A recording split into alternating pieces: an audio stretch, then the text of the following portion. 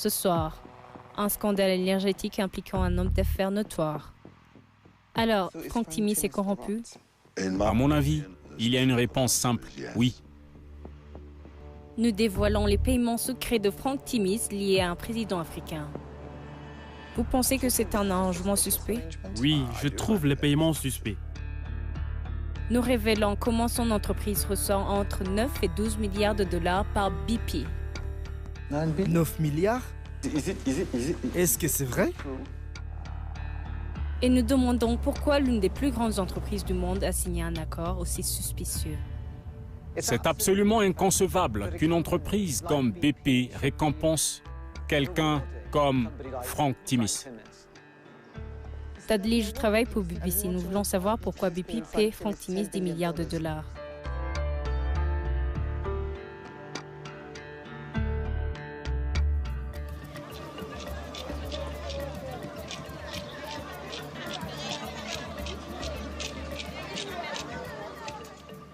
Nous sommes au Sénégal, sur la côte ouest de l'Afrique.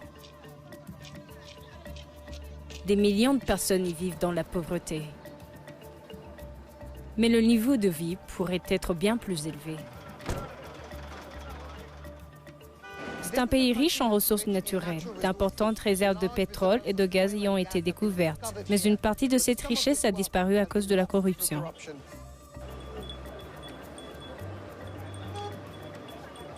Cet argent devrait aller au peuple sénégalais. Les ressources naturelles du pays devraient aller au budget de l'État pour aider le peuple. Ce qui se passe ici, c'est que la nation se fait voler. Des pays comme le Sénégal, qui disposent d'énormes ressources naturelles, devraient profiter directement de ces ressources naturelles.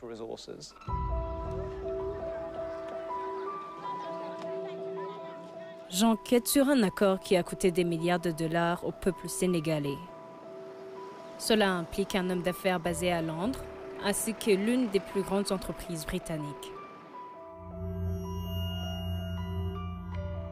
En 2011, le Sénégal distribuait 2 concessions d'exploration pour le pétrole et le gaz.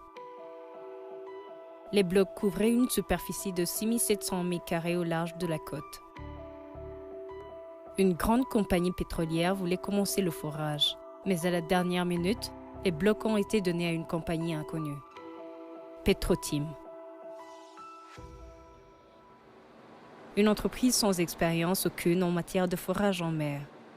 La société Petrotim, la société qui a finalement été retenue, n'aurait pas dû bénéficier de ces permis en attribution pour les raisons suivantes. C'est une société qui n'avait aucune expérience dans le domaine.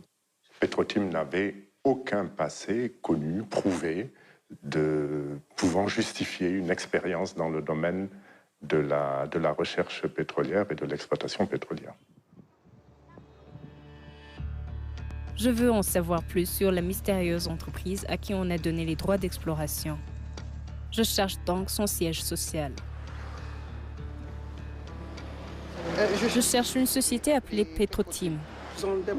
Ils ont donc quitté le bâtiment, ils ne sont plus là. On dirait qu'il y avait des appartements ici. Savez-vous s'il y avait aussi des bureaux? Non, il dit qu'il n'y a que des immeubles ici, pas de bureaux.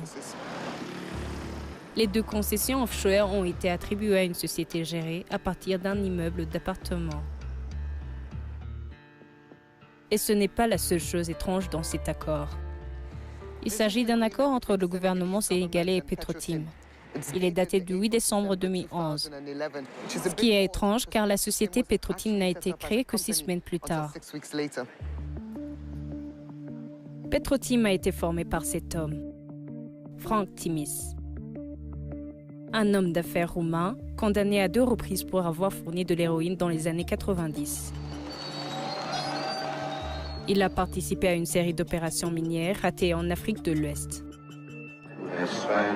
Nous avons dépensé plus de 150 millions de dollars pour construire des camps, des laboratoires et des forages.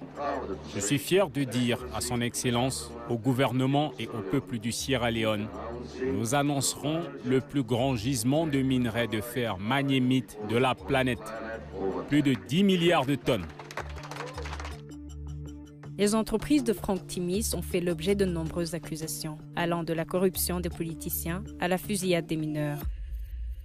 Voici une photo de M. Timis rencontrant le président de la Sierra Leone. Voici M. Timis rencontrant le président du Burkina Faso. Il semble donc qu'il ait fait beaucoup de travail en Afrique de l'Ouest. Il travaille beaucoup en Afrique de l'Ouest. Il aime bien se faire appeler le parrain de l'Afrique de l'Ouest.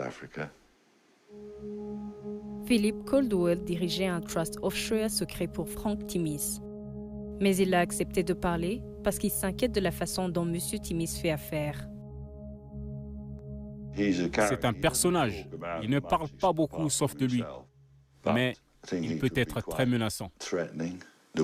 J'ai toujours pensé qu'il y avait une autre facette de lui qu'il fallait connaître. Frank Timis a fait entrer 2 sociétés minières à la Bourse Junior de Londres.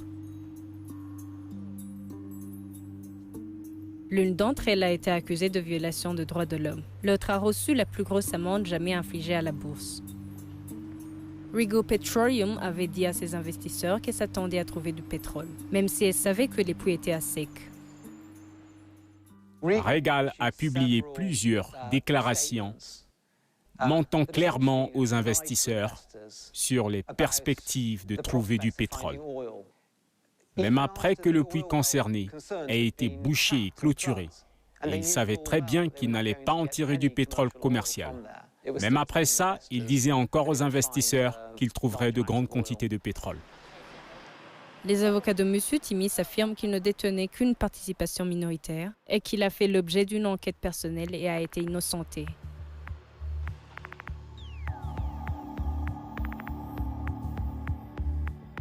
Mais nous avons maintenant de nouvelles informations sur Frank Timis. Un disque dur plein de documents à propos de son empire commercial. Il y a des milliers de courriels, d'accords et de contrats sur ce disque. Ils contiennent des informations sur des accords dans le monde entier.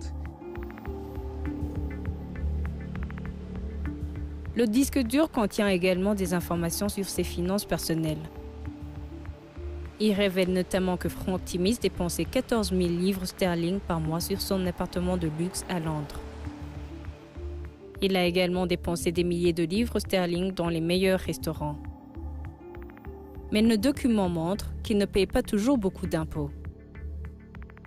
C'est ce qu'il a payé en 2017, seulement 35,20 livres sterling. L'année d'avant, il semblerait qu'il n'ait pas payé un centime d'impôt.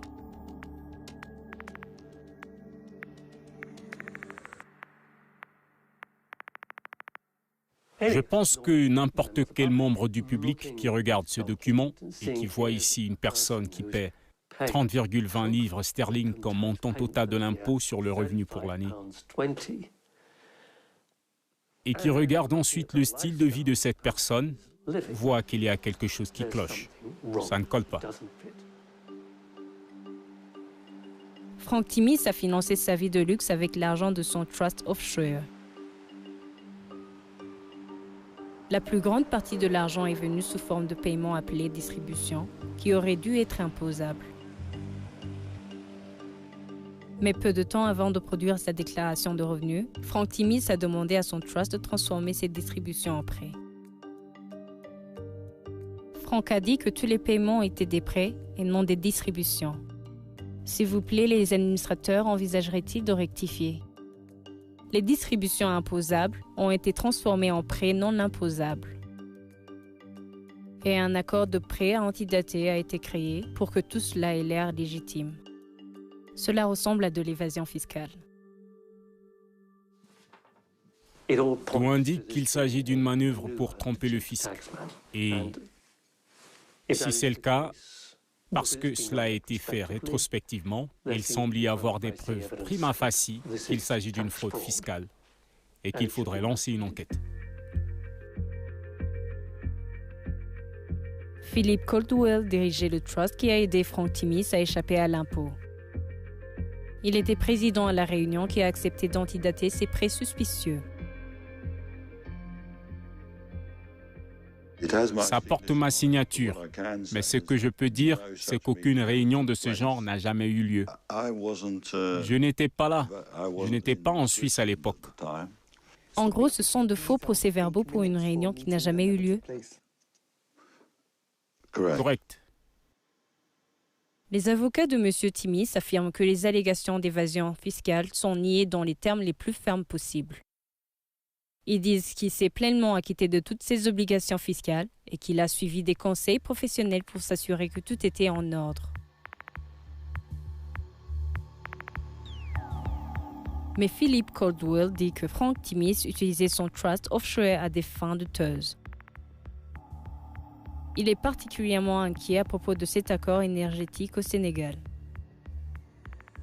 Philippe ne pense pas que Petro-Tim aurait dû obtenir les concessions d'exploration.